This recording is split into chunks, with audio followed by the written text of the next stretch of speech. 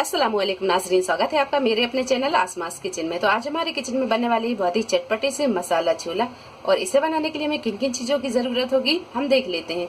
तो यहाँ पर हमने 1 कप छोले लिए और इसे 3 से 4 घंटे पहले पानी में भिगा दिया। जब ये अच्छी तरह भीग गए तो प्रेशर कुकर में 2 गिलास पानी डालकर इसे हमने 3 से 4 सीटी आने तक गला लिया।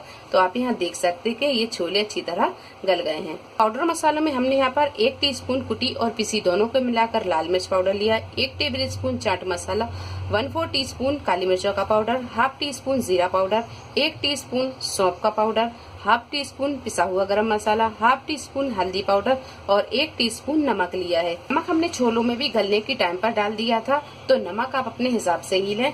और 1 मीडियम साइज की प्याज को बारीक काट लिया है, 1 से 2 हरी मिर्च इसे भी बारीक काट लिया है और 1 टमाटर इसे भी हमने बारीक काट लिया है।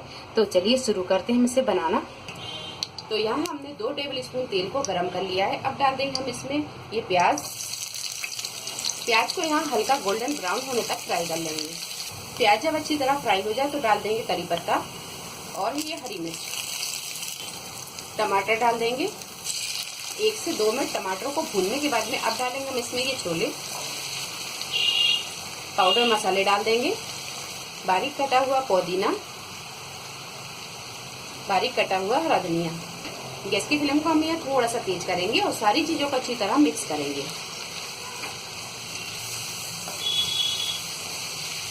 हाफ कप के करीब डालेंगे हम इसमें पानी, क्योंकि हमने इसमें सूखे मसाले डाले हैं और अभी हम इसे 4 से 5 मिनट पकाएंगे तो मसाले और ज्यादा सूख जाएंगे। तो मसाले थोड़े छोले में लिपटे रहें, इसीलिए हम इसमें हाफ कप के करीब पानी डाल देंगे। अच्छी तरह से मिक्स कर लेंगे। अगर आप थोड़ा सा खट्टा पसंद करते हैं तो आप यहाँ पर 1 टेबल स्पून इमली का पल्प डाल सकते हैं या फिर अमचूर पाउडर डाल दें, तो उसे भी 1 टेबल स्पून के करीब डाल दें तो अच्छे खट्टे हो जाएंगे। हमारे यहाँ थोड़ा सा खट्टा कम खाया जाता है, इसीलिए हम यहाँ पर नींबू का रस डालेंगे। तो अभी हम इसे अच्छी तरह चला देते हैं।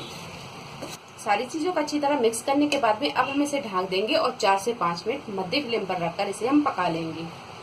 4 से 5 मिनट ढककर पकाने के बाद में अब डालेंगे हम इसमें 1 नींबू का रस, बारीक कटा हुआ हरा धनिया डाल देंगे, बारीक कटा हुआ पुदीना। सारी चीजों को अच्छी तरह मिक्स करने के बाद में आप यहाँ देख सकते हैं कि छोले पे ये मसाला अच्छी तरह चिपक गया है। तो यहाँ पर ये मसाला छोला बनकर तैयार है। अब कर देंगे गैस को बंद और इसे कर लेंगे हम डिश आउट।